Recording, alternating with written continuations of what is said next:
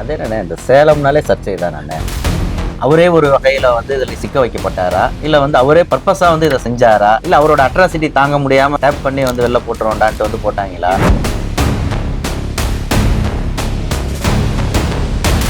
இன்னைக்கு நீங்க அவர் இருக்கிறது சாதாரண காவல் நிலையம் இல்ல, காவல் நிலையம். இது போன்ற ஏதாவது ஒரு உள்ளடி வேலைகள் இல்லாம பல சம்பவங்கள் வெளியில வர்றது கிடையாது.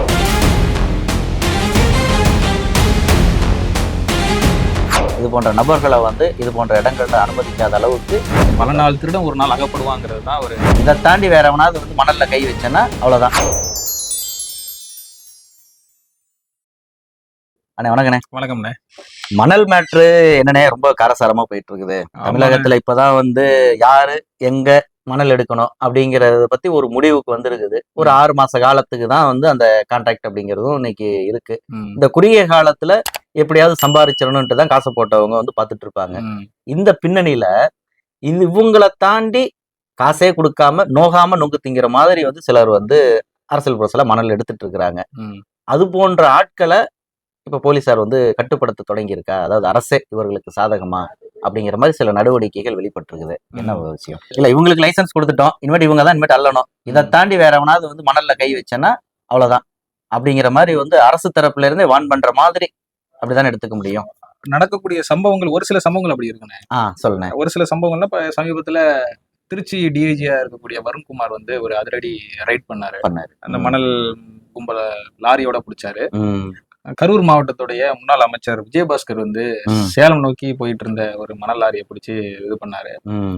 இந்த சம்பவம் ஒரு பக்கம் நடந்துட்டு இருக்குது, வெளியில பேசப்பட்டு வருது. இன்னொரு பக்கம் இந்த மணல் கும்பலை ஆதரிச்சு அவங்களோட கை கோத்துக்கிட்டு சில காவல்துறையை சேர்ந்தவர்களே ஈடுபட்டு இருக்காங்க தகவல் இன்னொரு பக்கம் என்னதான் டிஐஜி லெவல்ல உள்ள அதிகாரி இது பண்ணாலும் இன்னொரு பக்கம் கீழ் மட்டத்துல உள்ள அதிகாரிகள் ரொம்ப கீழ்த்தனமா நடந்துக்கிறதுனால டோட்டல் காவல்துறைக்குமே அது ஒரு கரும்புள்ளி மாதிரி அமைஞ்சிருதுங்க. அப்படி நடந்த ஒரு சம்பவம் தான் நாமக்கல் மாவட்டத்துல பரமத்தி வேலூர் போலீஸ் ஸ்டேஷன் லிமிட்ல ஒரு மணல் கும்பலோட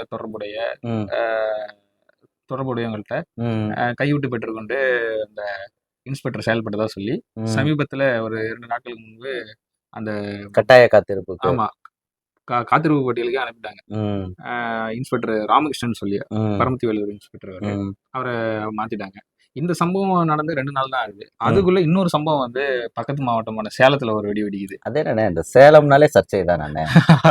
சர்ச்சைக்கு பேர் போனதுதான் சேலம். ஆமா, அந்த மண்ணோட சுழி எப்படி. ஆமா, மைன்ஸுக்கு பெரிய ஒரு இது இல்ல சேலம் சுற்றி உள்ள பகுதி. நீங்க சேலம், கிருஷ்ணகிரி, தருமபுரி எடுத்துக்கிட்டீங்கன்னா கனிம வளங்கள் பேர் போன ஒரு இது. அதனாலதான் இந்தியாவிலேயே முதல் மாவட்டமா சேலத்தை உருவாக்கின அந்த காலத்துல உருவாக்குனாங்கிற மாதிரி ஒரு விஷயம் வரலாற்று ரீதியாகவும் இருக்கிறதா சொல்றாங்க. அது ஒரு பக்கம் இருக்கு. ஆனா இப்போ இந்த பிரச்சனையில சேலத்துல ஒரு சம்பவம் நடந்தது. இது 2 நாள் கூட ஆகல. அடுத்து ஒரு சேலம் மாவட்டத்துல ஒரு ஃபுட்டேஜ் ஒண்ணு வெளியாகுது. அதுல ஒரு நபர் மணல் ஒரு எஸ்பியோடைய மாவட்ட எஸ்பியோடைய தனிப்பிரிவுடைய காவலரா இருக்கக்கூடியவரு குளத்தூர், இப்ப கரண்ட்ல குளத்தூர் போலீஸ் ஸ்டேஷன்ல சேகர்னு சொல்லி ஒருத்தர் இருக்காரு. அவர் என்ன செய்யறாரு, ஒரு மணல் மாஃபியா தொடர்புடையவங்கள்ட்ட இந்த மாதிரி இல்லீகலா மணல் அடிக்கிறவங்கள்ட்ட கைவிட்டு பெறுற மாதிரி ஒரு விஷயம். இன்னொரு பக்கம் அந்த தகவல் இது மாதிரி மணல் அல்றாங்க, இந்த இடத்துல இருந்து சட்டத்திற்கு புறம்பா மணல் அல்றாங்கன்னு சொல்லி தகவல் சொன்னார்ல, அந்த நபரையும் காட்டி கொடுத்துட்டாராம் அவர். ஓஹோ, இது பெரிய பிரச்சனையாச்சு. அதாவது உளவு பிரிவு, அது ஒரு கட்டத்துல அது உளவு பிரிவு தான். இன்னைக்கு சிட்டிக்குழு, இப்ப ஒரு சிட்டியா இருந்ததுன்னா ஐஎஸ்ன்னு சொல்றாங்க. அவங்களுடைய வேலை என்னன்னா கமிஷனருக்கு உடனே ஒரு அவங்க நாலேஜ் கொண்டு போறது. அந்த மாவட்டத்துல இருக்கிற போலீஸ்காரங்களே உளவு பாக்குறது தானே போலீஸ்காரங்க கூட இருந்துகிட்டு போலீஸையும் தவிர உடனே எஸ்பியோட நாலேஜ் கொண்டுட்டு போறதுதான் அவங்களுடைய வேலை. அதுதான் அவங்க ஸ்பெஷல் பிரான்ச்னு சொல்றாங்க, தனிப்பிரிவு காவலர். இவர் செஞ்ச வேலை மிகப்பெரிய அஃபென்ஸ். ஏன்னு சொல்லுங்கன்னா, தனக்கு ஒரு தகவல் சொல்லக்கூடிய சோர்ஸை காட்டி கொடுக்கக்கூடிய விஷயம் இது. நாளைக்கு அவருடைய உயிருக்கு ஏதோ எந்த விதமான இது ஏற்பட்டாலும் அதுக்கு இவர் தான் பொறுப்பாவாரு. கண்டிப்பா இவர்கிட்ட தகவல், இவரை நம்பிதான தகவல். இவர் ஏற்கனவே கருமலை கூடல்ல எஸ்பியா இருந்திருக்கிறாரு, எஸ்பி காவலரா இருக்கிறாரு, தனிப்பிரிவு காவலரா. அதுக்கப்புறம் இப்ப இடையில ஒரு 6 மாசம் இருக்கும்.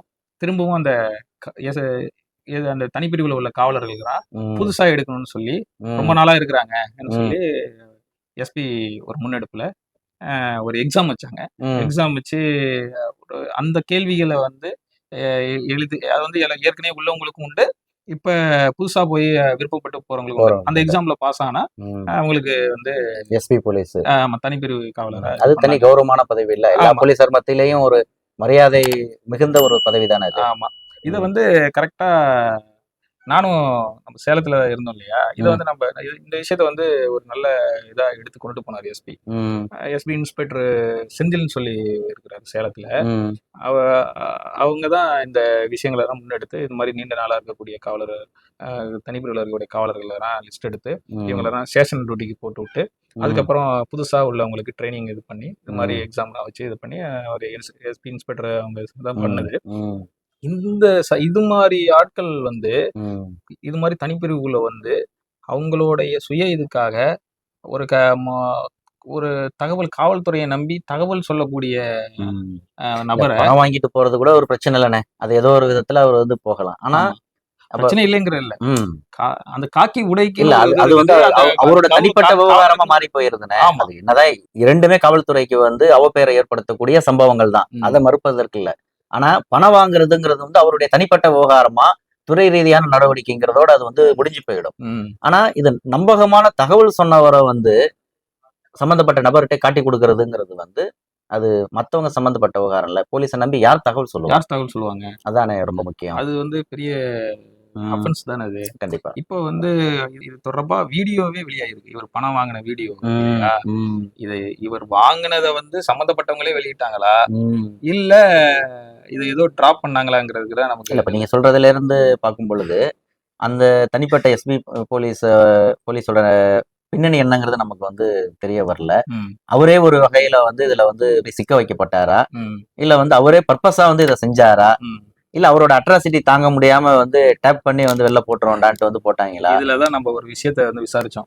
ஏன்னா ம். நம்ம வந்து ஒருத்தவங்க மேல ஒரு குற்றம் ம். சுமத்துறாங்கங்கிறதுனால, கண்டிப்பா. அத அப்படியே நம்ம வந்து மக்களுக்கு ம். தெரிவிக்கிறதுக்கு நம்ம இல்ல. கண்டிப்பா. அத இன்னொரு வாட்டி கிராஸ் செக் நம்ம வந்து பண்ணணும். ம். ம். தகவல் வந்தது. நமக்கும் தகவல் வந்தது. அத நம்ம எல்லா ம். வட்டத்திலும் விசாரிக்கும்போது, இந்த எஸ்பி போலீஸா இருக்கக்கூடிய சேகருக்கும், அங்க ம். லோக்கல் அவரு வேலை பார்க்கக்கூடிய கொளத்தூர் ம். காவல் நிலைய இன்ஸ்பெக்டர், ம். அங்க உள்ள சில அதிகாரிகளுக்குமே ஆகாதாம். Local politics. Local politics. ம்.